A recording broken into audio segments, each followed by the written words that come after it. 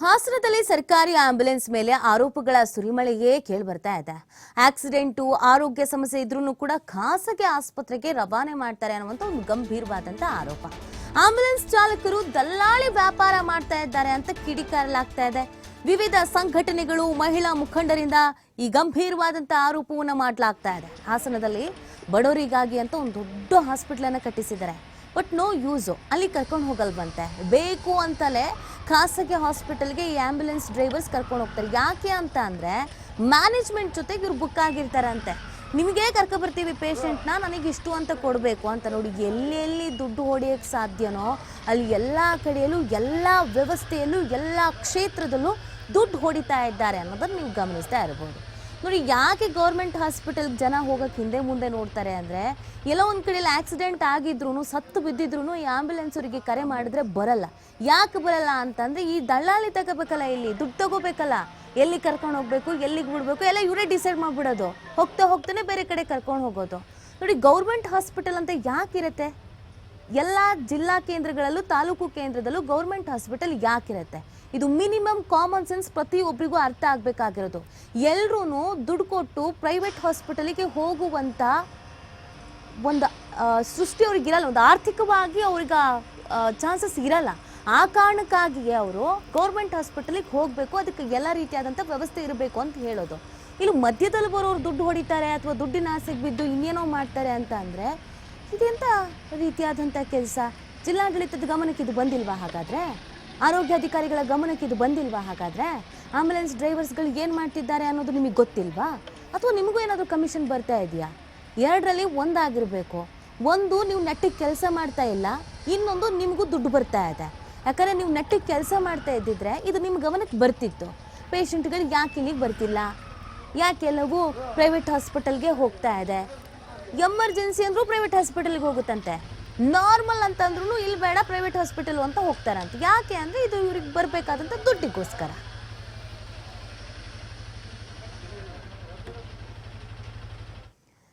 ಹೆಸರು ಇದಕ್ಕೆ ಸಂಬಂಧಪಟ್ಟಂತೆ ನಮ್ಮ ಹಾಸನ ಪ್ರತಿನಿಧಿ ಪ್ರಕಾಶ್ ಒಂದು ಚಿಟ್ಚಾಟ್ ನಡೆಸಿದ್ದಾರೆ, ನೋಡೋಣ ಬನ್ನಿ. ಆಂಬ್ಯುಲೆನ್ಸ್ ಬಗ್ಗೆ ಹಾಸನದಲ್ಲಿ ಸಾಕಷ್ಟು ಒಂದು ರೀತಿ ಆಕ್ರೋಶ ವ್ಯಕ್ತವಾಗಿರ್ತಕ್ಕಂಥದ್ದು. ಒಂದು ರೀತಿ ಸರ್ಕಾರಿ ಆಂಬ್ಯುಲೆನ್ಸ್ನ ಚಾಲಕರ ಮೇಲೆ ಆರೋಪಗಳು ಕೂಡ ಈಗಾಗಲೇ ಕೇಳಿಬರ್ತಾ ಇರುವಂಥದ್ದು. ಅಂದರೆ ಸರ್ಕಾರಿ ಆಂಬ್ಯುಲೆನ್ಸ್ಗೆ ಕರೆ ಮಾಡಿದಂತಹ ಸಂದರ್ಭದಲ್ಲಿ ರೋಗಿಗಳನ್ನ ಖಾಸಗಿ ಆಸ್ಪತ್ರೆಗೆ ಶಿಫ್ಟ್ ಮಾಡ್ತಾರೆ, ಇಲ್ಲಿಗೆ ಸರ್ಕಾರಿ ಆಸ್ಪತ್ರೆಗೆ ಕರ್ಕೊಂಡು ಬರೋದಿಲ್ಲ ಅನ್ನುವ ಆರೋಪಗಳು ಕೂಡ ಸಾಕಷ್ಟು ಕೇಳಿಬರ್ತಾ ಇರುವಂಥದ್ದು.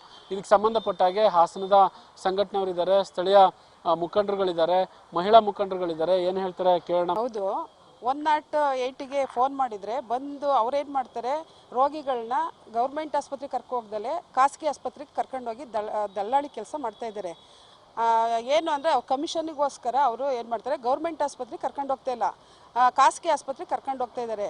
ಇದನ್ನು ಒಂದು ಸ್ವಲ್ಪ ಕಡಿವಾಣ ಹಾಕಬೇಕು ಅಂತ ನಾನು ಹೇಳ್ತೀನಿ. ಈಗ ಮತ್ತೊಬ್ರು ಇದ್ದಾರೆ ನಮ್ಮ ಜೊತೆ. ಈಗ ಸರ್ಕಾರಿ ಆಂಬ್ಯುಲೆನ್ಸ್ ಅಂತ ಅಂದರೆ 108 ಅಂತ ಅಂದರೆ ಅದು ಒಂದು ರೀತಿ ಜೀವ ಸಂಜೀವನಿ ಇದ್ದಂಗೆ. ಬಡ ರೋಗಿಗಳು ಅವ್ರ ಹತ್ರ ಜಾಸ್ತಿ ಹಣಕಾಸಿರಲ್ಲ, ಹಾಗಾಗಿ ಸರ್ಕಾರಿ ಆಸ್ಪತ್ರೆ ನಂಬ್ಕೊಂಡಿರ್ತಾರೆ. ಇಂಥ ಸಂದರ್ಭದಲ್ಲಿ ಯಾಕೆ ಈ ರೀತಿಯಾದಂತಹ ಕೆಲಸಗಳು ನಡೀತಾ ಇದೆ ಅಂತ? 108ಗೆ ನಾವು ಯಾವ್ದಾದ್ರು ಆಕ್ಸಿಡೆಂಟ್ ಆಗಲಿ, ಏನಾದ್ರು ಬೇರೆ ಪ್ರಾಬ್ಲಮ್ಸ್ಗಳು ಆದಾಗ 108ಗೆ ಫೋನ್ ಮಾಡ್ತೀವಿ.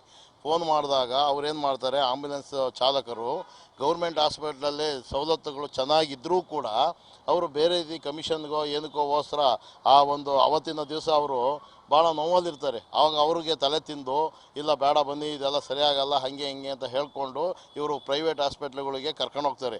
ಪ್ರೈವೇಟ್ ಹಾಸ್ಪಿಟ್ಲ್ಗಳಲ್ಲಿ ಇವರಿಗೆ ಕಮಿಷನ್ ಇರುತ್ತೆ ಅನಿಸುತ್ತೆ ಮೋಸ್ಟ್ಲಿ.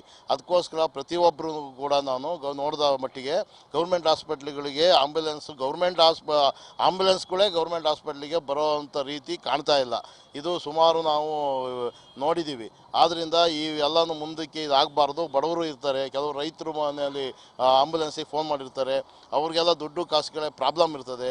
ಗೌರ್ಮೆಂಟಲ್ಲೇ ಅತ್ಯುತ್ತಮವಾದ ಒಂದು ಮೆಡಿಷನ್ ಇರೋದ್ರಿಂದ, ಎಲ್ಲ ಸಲಕರಣೆಗಳು ಇರೋದ್ರಿಂದ ದಯವಿಟ್ಟು ಗೌರ್ಮೆಂಟ್ ಹಾಸ್ಪಿಟ್ಲ್ಗಳಿಗೆ ಪ್ರತಿಯೊಬ್ಬರು ಬಂದು ಅವರು ತೋರಿಸ್ಕೊಂಡ್ರೆ ಅವ್ರಿಗೆ ದುಡ್ಡುಗಳು ಉಳಿಯುತ್ತೆ ಅನ್ನೋ ಒಂದು ನನ್ನ ಭಾವನೆ.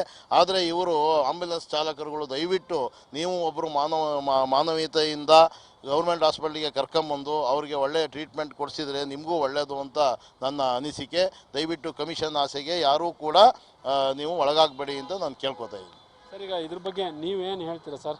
ಸಂಘಟನೆ ಜಿಲ್ಲಾಧ್ಯಕ್ಷರಾಗಿದ್ದೀರಿ, ಜೊತೆಗೆ ಈ ರೀತಿಯಾದಂತಹ, ಯಾಕೆಂದರೆ 108 ಅಂತಂದರೆ ಸಾಕಷ್ಟು ನಂಬಿಕೆ ಇರುವಂತಹ ಸರ್ಕಾರಿ ವಾಹನ. ಏನು ಹೇಳ್ತೀರಿ ಇದ್ರ ಬಗ್ಗೆ? ವೈದ್ಯರೇನಾದರೂ ಏನು ಡೈರೆಕ್ಷನ್ ಕೊಟ್ಟಿರ್ತಾರೆ ಅಂತ ಇವರಿಗೆ, ಚಾಲಕರಿಗೆ? ನೋಡಿ, ನಮಗೆ ಸರ್ಕಾರದ ಮೇಲೆ ಎಷ್ಟು ನಂಬಿಕೆ ಇದೆ ಅಂತಂದರೆ, ಸರ್ಕಾರ ಜನರ ಆರೋಗ್ಯನ ಹಿತದೃಷ್ಟಿಯಿಂದ ರಸ್ತೆಯಲ್ಲೆಲ್ಲರೂ ಆಕ್ಸಿಡೆಂಟ್ ಆದರೆ ಮತ್ತೊಂದಾದರೆ ತಕ್ಷಣ ಕರ್ಕೊಬರ್ಲಿಕ್ಕೆ 108ನ ನಮ್ಮ ಬಾಯಲ್ಲಿ ರೂಢಿ ಆಗಿಬಿಟ್ಟಿದೆ. 108 ಕರೆ ಮಾಡಿ 108 ಕರೆ ಮಾಡಿ ಅಂತ ಬಿಟ್ಟು ಮಾಡ್ತಾರೆ. ಇವು ನೇರವಾಗಿ ಹೋಗೋದೆ ಪ್ರೈವೇಟ್ ಹಾಸ್ಪಿಟ್ಲಿಗೆ ಹೋಗ್ತಾರೆ. ಯಾಕೆ ಹೋಗ್ತಾರೆ ಅಂತ ಇವರಿಗೆ ಆಮಿಷಗಳನ್ನ ಕೊಡ್ತಾರೆ ಪ್ರೈವೇಟ್ ಆಸ್ಪತ್ರೆಗಳಲ್ಲಿ. ನಿನಗೆ ಲಕ್ಷಕ್ಕೆ 10,000 ಕೊಡ್ತೀನಿ, 20,000 ಕೊಡ್ತೀನಿ ಅಂತ ಹೇಳ್ಬಿಟ್ಟು ಇದು ಮಾಡ್ತಾರೆ. ನಿಮಗೆ ತಗೊಂಡೋದ ತಕ್ಷಣ ಬೇರೆ ಏನು ಮಾಡಲ್ಲ, ICU ಹಾಕಬೇಕು, ಅಲ್ಲಿಗೆ ಹಾಕ್ಬೇಕು, ಇಲ್ಲಿ ಹಾಕ್ಬೇಕು ಅಂತ ದಿನಕ್ಕೆ ಒಂದು ಮಿನಿಮಮ್ 50-60 ರೂಪಾಯಿ ಅನ್ನೋದು ಒಂದಿನ ಬಿಲ್ ಆಗುತ್ತೆ. ಆ ಬಿಲ್ಲಲ್ಲಿ ಅವ್ನಿಗೆ 10% ಅಂದರೆ ಎಷ್ಟು ಬಂತು, 20% ಈ ಥರ ಪರ್ಸೆಂಟೇಜ್ ಇರುತ್ತೆ. ಹಾಗಾಗಿ ಇದಾಗ್ತದೆ. ಆಮೇಲೆ ಜೊತೆಗೆ ಇನ್ನೊಂದೇನೆಂದರೆ 108 ನಾವು ಇಲ್ಲಿ ಕರೆ ಮಾಡಿದ್ರೆ ಬೆಂಗಳೂರಿನಲ್ಲಿ ಕರೆ ಸ್ವೀಕರಿಸ್ತಾರೆ, ಅವರು ಇವರಿಗೆ ನಮಗೆ ನಾವಿಗೇಷನ್ ಕಳಿಸ್ತಾರೆ. ಆದರೆ ಇಲ್ಲಿ ಅದು ಕೆಲಸ ಮಾಡ್ತಾ ಇದೆಯಲ್ವೋ, ಏನು ಮಾಡ್ತಾ ಇದೀವಿ, ಸರ್ಕಾರಿ ಆಸ್ಪತ್ರೆಗೆ ಕರ್ಕೊ ಬರ್ತಾ ಇದೆಯೋ ಇಲ್ಲ ಎಲ್ಲಿಗೆ ಹೋಗ್ತಾ ಇದೆ ಅನ್ನೋದನ್ನ ಇಲ್ಲಿ ಒಂದು ಮಾಹಿತಿ ಕೇಂದ್ರ ಇಲ್ಲ. ಇದ್ರ ಬಗ್ಗೆ ತಿಳ್ಕೊಳ್ಳೋಕೆ ಮಾಹಿತಿ ಕೇಂದ್ರ ಇಲ್ಲ. ಇದು ಸರ್ಕಾರ ಈ ಜಾಗದಲ್ಲಿ ಇಡುತ್ತಾ ಇದೆ. ಹಾಗಾಗಿ ನಾನು ಹೇಳ್ತಾ ಇರೋದಂದರೆ, ಆಮೇಲೆ ಜೊತೆಗೆ ಸರ್ಕಾರಿ ಆಸ್ಪತ್ರೆಗಳು ಕೆಲವು ಬೇರೆ ಆಂಬುಲೆನ್ಸ್ಗಳಿದೆ, ಅಲ್ಲಿ ಹೋದರೆ ಇವತ್ತು ಇದು ಯಾವುದು ಆಂಬುಲೆನ್ಸ್ ಮಾಫಿಯಾ ಆಗಿಬಿಟ್ಟಿದೆ. ಯಾಕೆಂದರೆ ನೀವೆಲ್ಲಿ ಗೌರ್ಮೆಂಟ್ ಆಸ್ಪತ್ರೆಯಲ್ಲಿ ಯಾರು ಒಂದು ಬಾಡಿ ಸತ್ತೋಯ್ತು ಅಂತಂದರೆ ಅಲ್ಲಿ ಹೋದರೆ ಸರ್ಕಾರದ ಯಾವುದೇ ಸಿಗಲ್ಲ. ಅಲ್ಲಿ ಹೋದ್ರೆ ಹೊರಡಿದೆ ಅಂತ ಹೇಳ್ತಾರೆ. ಅಲ್ಲಿ ಒಬ್ಬೊಬ್ಬ 10-20 ಆಂಬುಲೆನ್ಸ್ ಇಟ್ಕೊಂಡಿದ್ದು ಇಲ್ಲಿ ಮಾಫಿಯಾ ಮಾಡ್ತಾ ಇದ್ದಾರೆ. ಅದ್ರ ಜೊತೆಗೆ ಇದು 108 ಸರ್ಕಾರದವು ಸೇರ್ಕೊಂಡು ಶಾಮೀಲಾಗಿ ಮಾಡ್ತಾ ಇದ್ದಾರೆ.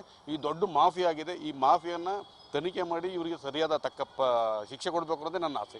ಇದಿಷ್ಟು ಹಾಸನದ ಸಾರ್ವಜನಿಕರು ಮತ್ತು ಸ್ಥಳೀಯ ಸಂಘಟನೆಯವರು ಕೂಡ ಹೇಳುವಂಥ ಮಾತು. 108 ಆಂಬುಲೆನ್ಸ್ ಏನಿದೆ ಅದು ನೇರವಾಗಿ ಬಡ ರೋಗಿಗಳನ್ನ ಸರ್ಕಾರಿ ಆಸ್ಪತ್ರೆಗೆ ಕರ್ಕೊಂಡು ಬರಬೇಕು. ಇಲ್ಲಾಂತಂದರೆ ಈ ರೀತಿ ಕೇವಲ ಒಂದಿಷ್ಟು ಆರೋಪಗಳು ಕೂಡ ಈಗಾಗಲೇ ಚಾಲಕರ ಮೇಲೆ, ಅಂದರೆ ಅವರು ನೇರವಾಗಿ ಖಾಸಗಿ ಆಸ್ಪತ್ರೆಗೆ ಕರ್ಕೊಂಡು ಹೋಗ್ತಾರೆ ಅನ್ನುವ ಆರೋಪಗಳು ಕೂಡ ಈಗಾಗಲೇ ಕೇಳಿಬರ್ತಾ ಇರುವಂಥದ್ದು.